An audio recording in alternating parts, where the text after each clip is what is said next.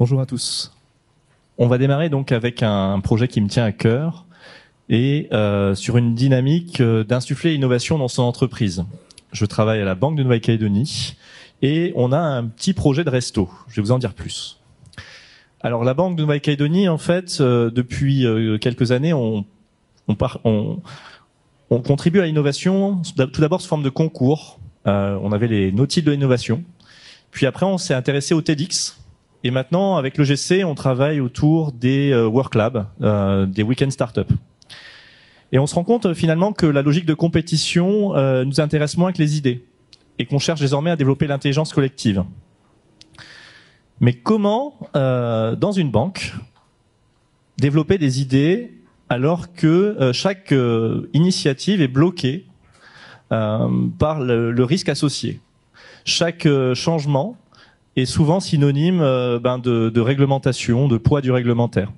Chez nous, en fait, on a une direction du risque et une direction de la conformité, qui généralement sont plutôt frileux par rapport à chaque changement. Donc, c'est vraiment la problématique pour nous qui voulons changer, d'insuffler un changement.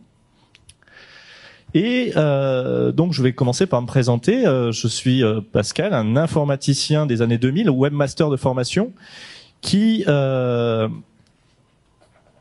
fait est papa d'une petite fille. Et un jour, elle m'a posé la question suivante. Papa, c'est comment le travail? Et moi, je travaille dans la banque.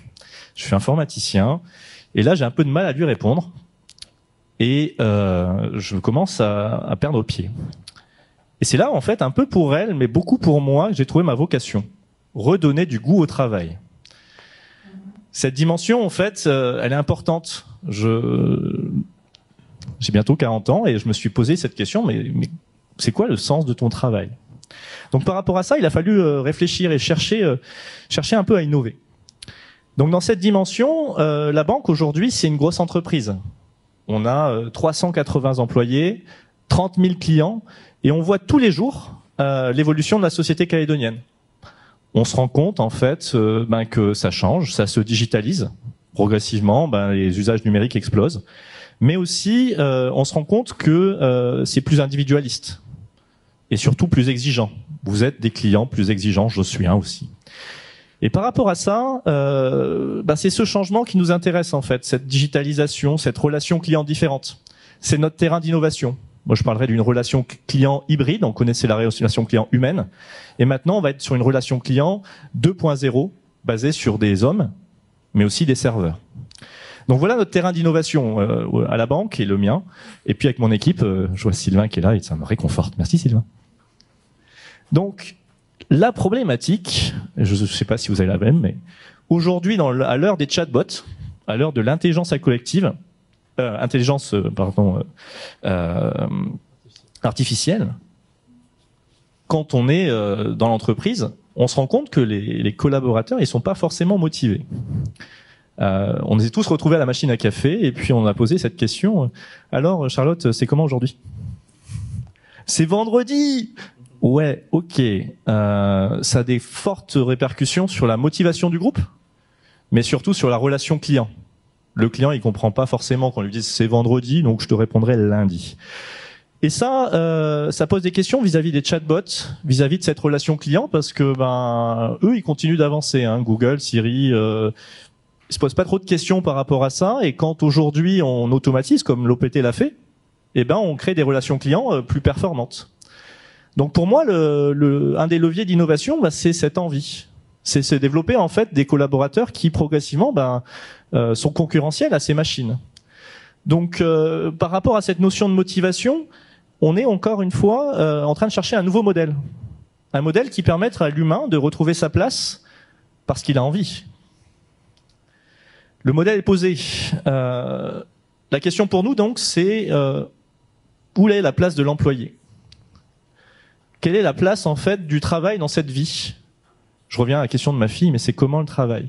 Et si les gens étaient contents d'arriver bosser, ça serait peut-être plus simple. Et si cette relation client en fait était basée sur des collaborateurs heureux qui rendent des clients heureux, et c'est là où on va avoir la notion de symétrie des attentions. C'est quelque chose d'important en ce moment, ça commence à être un thème qu'on revoit souvent. C'est cette connexion entre le cercle bleu foncé et le cercle plus clair. Mais bien sûr, on est dans une entreprise, dans une banque, et donc on a des objectifs de rentabilité, des notions de performance. C'est là où en fait, le nouveau modèle qu'on cherche à créer, il est basé sur des collaborateurs engagés qui répondent à des promesses clients. En tant qu'entreprise, on a tous des promesses à écrire. Si le client il vient chez nous, qu'est-ce qu'on va lui promettre? Mais par contre, des promesses, on sait les mettre en place avec des robots. Oui, vous allez avoir une réponse 24/24. Mais avec des humains, c'est beaucoup plus compliqué. Il faut développer donc des collaborateurs engagés pour répondre à ces promesses. Au milieu de tout ça se trouverait l'écoute. On aimerait tous que, quand on appelle la banque, on se sente un peu plus écouté. Qu'on nous dise, oui, je prends en charge tout de suite, je m'en occupe. Et que peut-être on ait une expérience client. Donc une notion de service de bout en bout complètement différente. On parle même de chaleur ajoutée. Faites attention sur la route, vous avez rendez-vous dans 1 heure, égarez-vous derrière. Il y a un petit parking. Ça, le robot, il sait pas faire. Nous, on sait faire, mais par contre, ça se développe. C'est un vrai sujet. On parle d'efficience collective, de rentabilité. Combien de temps on passe en réunion, nous, cadres? Près de 16 ans, je crois, sur une carrière. Il faut qu'on réfléchisse à des nouveaux modèles. Passer 16 ans de réunion pour ne pas réussir à résoudre un incident qui, tous les ans, est le même. Il faut qu'on arrive à trouver des solutions pour agir, pour être capable collectivement de trouver des solutions et de les mettre en œuvre. Donc ce modèle-là, en fait, c'est le modèle qu'on voudrait proposer plutôt que le modèle pyramidal. Mais on ne change pas sans envie, on ne change pas sans vraiment se poser des questions sur... pour changer de modèle, comment on fait et qu'est-ce qui nous permet de passer de ce modèle où aujourd'hui le cerveau braque le cœur. Je suis désolé, vous voyez pas ma présentation? Ah si, vous la voyez là? Ok. Genre ils sont comme ça et puis mais qu'est-ce qui nous fait? Et donc désolé, je tenais juste compte de mes amis qui sont là. La première notion pour nous, c'est de créer un groupe, de créer une équipe. On va parler même de tribu chez nous. Je vous parlais d'un modèle, on va l'appliquer sur une logique de groupe. Cette notion d'appartenance, nous sommes des animaux sociaux. Nous avons chassé en groupe il y a des millions d'années. Eh bien, dans cette dimension, aujourd'hui, pour pouvoir passer d'un modèle à un autre, il faut créer une petite tribu. Dans cette tribu, il faut donner du choix, de la possibilité aux collaborateurs de s'engager. Si vous ne le permettez pas, il n'y a pas possibilité d'engagement. Et leur donner assez confiance en eux pour qu'ils puissent se tromper. C'est encore une fois un peu difficile dans une banque, mais cette notion aujourd'hui de droit à l'erreur et d'acquisition de compétences par rapport à l'erreur, ce matin, réunion de travail, je vais vous donner des éléments clés, et on me dit, ton équipe, il y a des trucs qui vont pas. Ouais, ok, je peux avoir les erreurs. Non, on est juste là pour te dire que c'est des trucs qui vont pas.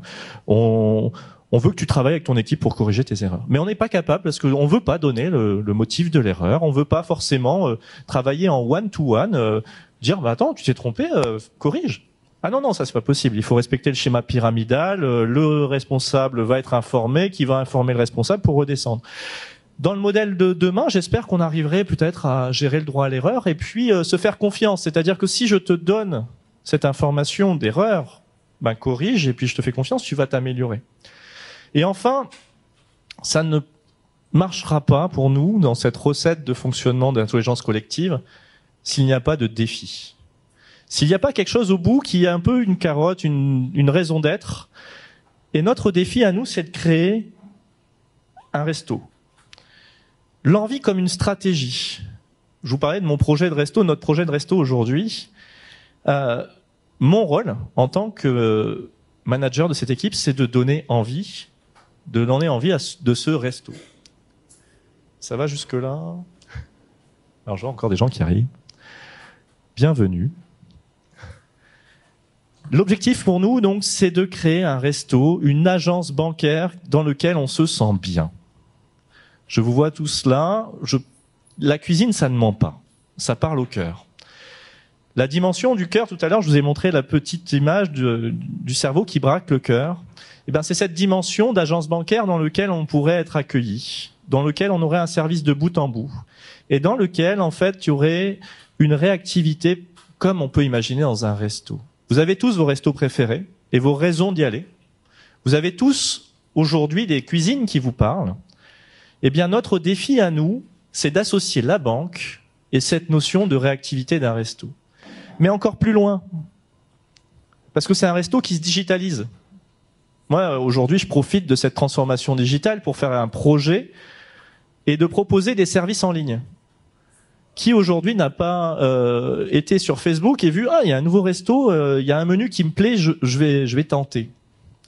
Eh ben, c'est ça aujourd'hui qu'on va essayer de faire. C'est-à-dire qu'à travers les réseaux sociaux, à travers le site de vente en ligne, on va essayer de proposer nos services, on va essayer de gérer une communauté et de vendre à distance nos produits. Donc, en même temps qu'on va travailler sur l'âme de l'agence, on va aussi travailler à cette digitalisation, cette optimisation, à cette correction de services en dynamique. Alors nous, c'est 500 couverts par jour. C'est une logique de start-up, mais c'est très réel puisqu'en fait, on s'occupe de tous les services clients par téléphone, mail, chat. On est la seule banque aujourd'hui qui propose du chat sur Messenger et sur notre site internet et nos clients adorent ça. La dimension aujourd'hui, c'est de créer donc une agence bancaire multicanal, virtuelle, dans lequel en fait on vous répond au téléphone, on vous répond au mail et on vous répond au chat. Le resto dont je vous parle n'existe pas. Il est encore en création. Ce projet, il a quelques mois. Si vous appelez au 25 74 00, il y aura des choses qui vont peut-être vous choquer, parce qu'on va vous dire, déjà on va vous dire merci d'attendre. On va se mettre à votre disposition, mais on en est là. On n'a pas encore été beaucoup plus loin parce que c'est des étapes, ça prend du temps. Et notre équipe, elle est organisée avec deux poules. Il y a 7 personnes qui vont s'occuper de la partie, je dirais, en salle, qui vont répondre au téléphone, qui vont gérer toute la partie flux client. Et puis, il y a tout ce qui est plus agile. Aujourd'hui, on a des problèmes avec des pirates. Et bien, automatiquement, la cuisine se met en route. Il y a 4 ou 5 personnes qui vont se mettre en route pour communiquer autour de tout ça. Il y a des incidents. Ben oui. Et donc, il y a des personnes qui vont, en cuisine, aller gérer l'incident.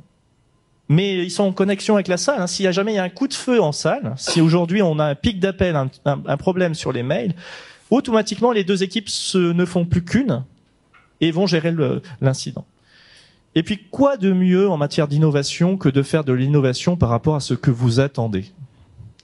Comment trouver les services qui vous correspondent? Eh bien, c'est comme ça qu'on fait les projets chez nous, c'est-à-dire que les projets de banque en ligne sont menés directement avec la cuisine et la salle, de manière à prendre en compte en fait tous les petits irritants, tous les trucs que vous aimez pas sur votre banque en ligne, puisque on est en contact avec vous, pour les mettre en œuvre. Donc en fait, le resto, c'est une e-agence dans lequel en fait on va traiter à la fois le flux des services clients, et aussi tous les projets qui vont autour. Mais cette relation client, elle est très difficile. Qui est content de sa banque ? Qui n'est pas content de sa banque? Moi, je suis là chez vous, hein, je dirais rien du tout.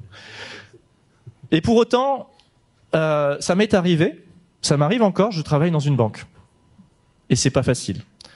C'est pas facile, encore une fois, vis-à-vis de ma fille. Et puis c'est pas facile vis-à-vis de vous. Ça, c'est notre outil de gestion des clients. Maintenant, chaque conseiller multimédia, c'est comme ça qu'on l'appelle, a des indicateurs. Super, vas-y, t'as tant d'appels à gérer par jour, tant de mails à gérer par jour, tant de réactivité à avoir. Et ça, c'est, pour nous, humains, c'est super dur. De se dire, attends, je suis un robot, là, on me demande de... J'ai une personne dans l'équipe, elle est capable de répondre à 200 mails dans la journée. Machine. Au bout de 100 appels, généralement ça craque, hein, parce que c'est rare qu'ils appellent tous pour dire je suis super content de ce que vous avez fait pour moi. Ça c'est rare. C'est plutôt j'ai un problème avec ma carte. Ouais, ok. Donc dans cette dimension aujourd'hui, il y a cette relation client qui est de plus en plus difficile, et je reviendrai sur le moteur d'envie. Plus la relation client est difficile, plus notre rôle, nous, de manager, c'est de leur donner envie. C'est de transformer le travail, de le modifier, parce que il y a des petites victoires quand même. Ce matin, j'étais avec Élodine, de mes collaboratrices de mon équipe, qui me disait, depuis qu'on travaille différemment, il n'y a pas un jour sans j'ai eu envie de venir travailler. Pour autant, le boulot n'a pas changé, hein, elle se prend toujours les clients hyper contents, mais c'est la façon dont on le fait. C'est la façon dont on commence la journée. C'est la façon dont on la termine. C'est la façon dont on s'organise qui a changé. Puis il y a des choses qui vont changer et qui vont changer encore plus vite. Là, à gauche, vous avez 303, c'est le nombre d'appels qu'on avait eu dans cette journée. Et puis à droite, c'est le nombre de mails qu'on a envoyés. Eh bien, nos organismes, nos entreprises ne sont pas organisées pour changer. Pour autant, nos clients changent. Si vous avez des trucs figés, vous n'êtes pas capable de gérer ça. Là, aujourd'hui, on sait qu'on peut avoir plus de mails dans la journée que d'appels. Donc, si vous n'avez pas la polyvalence, si vous n'avez pas la capacité à dire, attendez, j'ai une équipe qui va s'auto-organiser pour pouvoir répondre aux mails, parce qu'il y a plus de mails que d'appels. Quand j'ai pris l'équipe au tout début, il y avait des gens qui répondaient au téléphone, et puis des gens qui répondaient aux mails, et puis ils se parlaient pas trop. Donc déjà, ils disaient des bêtises d'un côté et de l'autre. Mais en pire encore, c'est que si le changement arrivait, on savait plus gérer. Et ça, c'est important de l'avoir en tête, c'est qu'aujourd'hui, la réorganisation de l'équipe pour plus de polyvalence, ça permet d'accompagner le changement. Voilà l'équipe. Je ne sais même pas si j'ai besoin de commenter. Il y a un sourire. C'est notre mission. Il y a une dimension aujourd'hui d'âme, c'est-à-dire qu'on aime porter en fait cette notion de créer quelque chose de différent et de s'organiser autour de ça. De s'organiser comme si nous devions demain être un resto virtuel. Et ça part de l'envie. Mon rôle aujourd'hui dans l'équipe, et je commence à créer un cercle avec d'autres collaborateurs pour pouvoir le faire, c'est tous les jours de penser, attends, mais de quoi on a envie ? Comment est-ce qu'on pourrait essayer de créer un resto qui nous donne encore plus envie ? Qu'est-ce que nos clients ont envie ? Et là, vous avez une petite création éphémère autour de ça, réalisée par les collaborateurs dans nos locaux, qui leur permettent de dire non mais moi le resto qui me donne envie. C'est quelque chose d'un peu out of the box, c'est quelque chose qui ressemble à la maison. Alors j'ai des collaborateurs assez jeunes, je crois que ils sont contents d'arriver à la banque. Dans la dimension, j'ai mon boss qui me dit des clients heureux. On est encore un peu dans le raisonnement classique, mais j'en ai aussi qui vont me dire une deuxième maison, des sourires, des surprises. Alors bien sûr, le rôle du manager, c'est peut-être pas de faire des surprises à son équipe. Mais le mien, oui. Et comment on fait ça ? Eh ben déjà, à travers des locaux différents, à travers une organisation différente.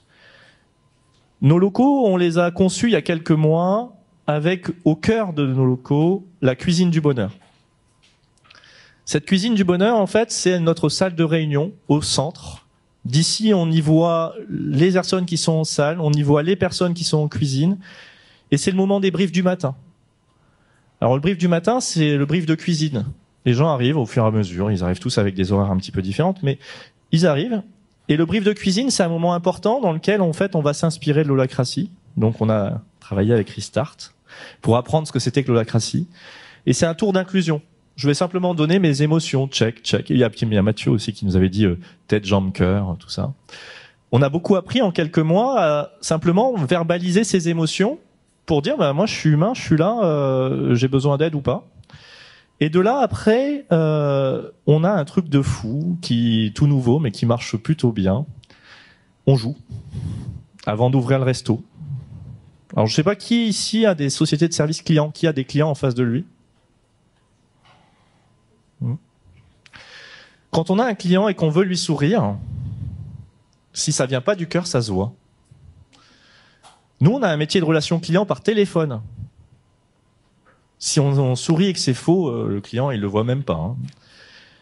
Comment voulez-vous que des collaborateurs engagés, qui même font bien faire leur boulot, dont on leur dit, voilà, vous devez donner un sourire au client, s'ils le portent pas en eux, ça marche pas.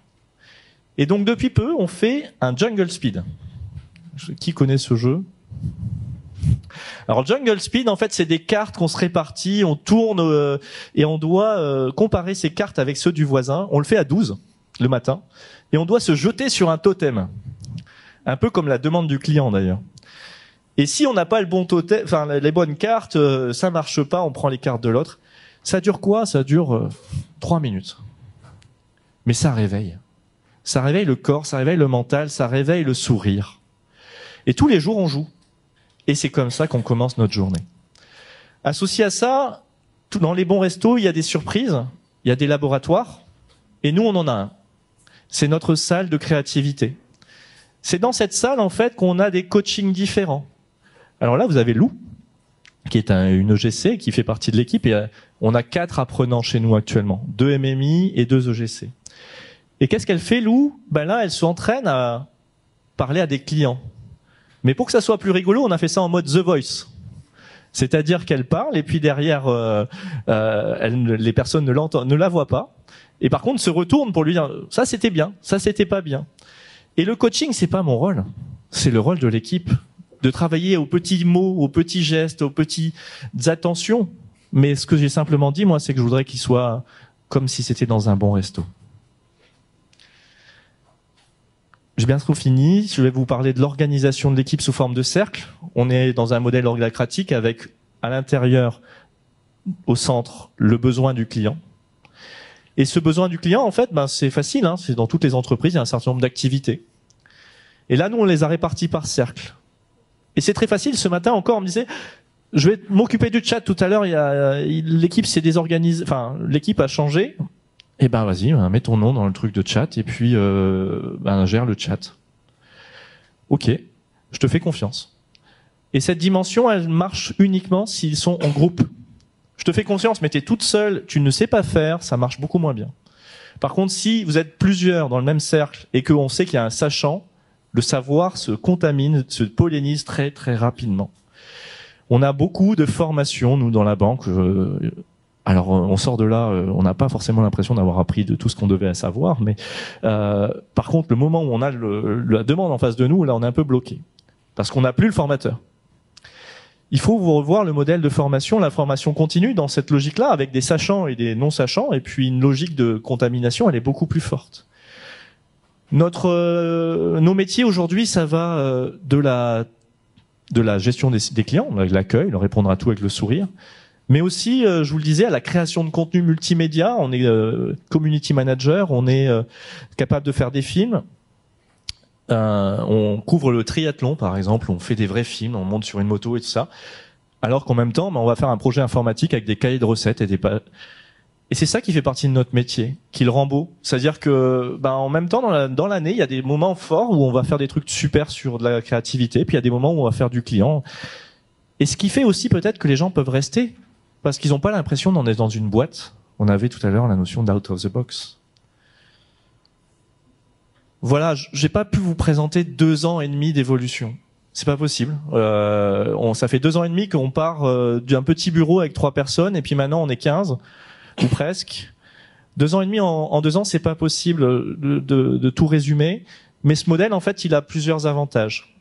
D'une part, il accueille les milléniums tellement simplement, parce qu'il trouve du sens, il trouve des missions à 360 degrés. Et puis, il permet aussi d'évoluer tellement plus rapidement. On aurait demain une nouvelle chose à mettre en place dans l'activité, on la rajoute dans la carte du resto, et automatiquement, on crée un cercle. Je ne pourrais pas terminer sans vous donner une recette. On est au resto, je suis là pour vous faire partager un certain nombre de choses. Qui aime la mayonnaise? Ah, c'est un peu gras, c'est pas vegan? Si, c'est vegan. Qui sait faire de la mayonnaise? Ok. Eh bien nous, en fait, moi, le management que j'aimerais que vous compariez avec le management innovant, c'est comme la mayonnaise. En fait, déjà, il faut tenir compte d'une chose, c'est que les ingrédients doivent être à température. Dans une mayonnaise, vous pouvez pas sortir l'œuf, le mettre au micro-ondes, bim, allez, je fais mayonnaise. Ça marche pas. Il faut le mettre à température. Et ça, c'est le processus de changement.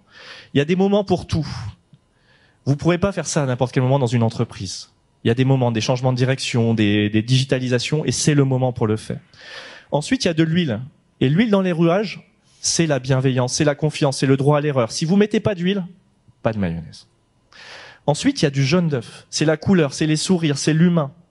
Si vous oubliez l'humain, autant mettre des chatbots, hein, ça sera plus rapide. Hein. Et le dernier sujet, c'est la moutarde. Une petite pincée de piquant. Si vous n'avez pas de défi, comment vous allez faire bouger les gens? Ils vont juste se dire, ok, mais moi je suis dans un cercle, dans un paperboard, et puis demain j'ai fini. Et le rôle du manager différent, celui qui va justement animer tout ça, avec la juste dimension de créativité, de créer ce changement. Et ben c'est ça le management différent qui relie un peu tous ces ingrédients. Voilà, merci de votre écoute.